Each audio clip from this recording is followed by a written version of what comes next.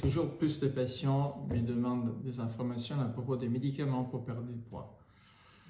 Alors, il s'agit des médicaments que sur certains patients pourraient avoir des effets très intéressants. Mais les messages que je voulais faire passer aujourd'hui, c'est que ce médicament doit être pris comme pour la chirurgie, avec un suivi médical multidisciplinaire continu.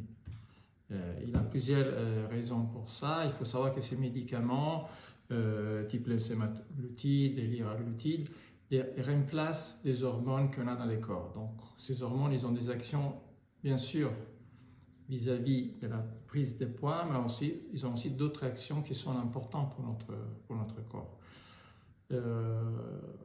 En plus, il faut savoir qu'il y a des effets secondaires plus strictement digestifs, comme des nausées, vomissements, diarrhée.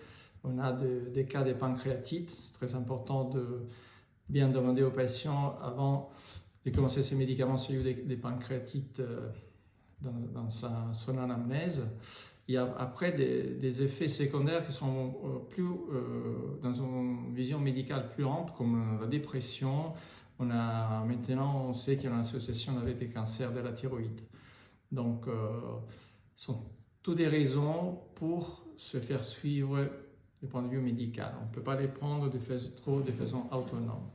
Il faut savoir aussi que la perte de poids, différemment à la chirurgie, ça se fait surtout au dépend de la masse maigre, c'est-à-dire des muscles et de la densité osseuse. Donc, il y a un risque de sarcopénie. Sarcopénie, c'est quand on perd trop de masse musculaire ou d'ostéoporose.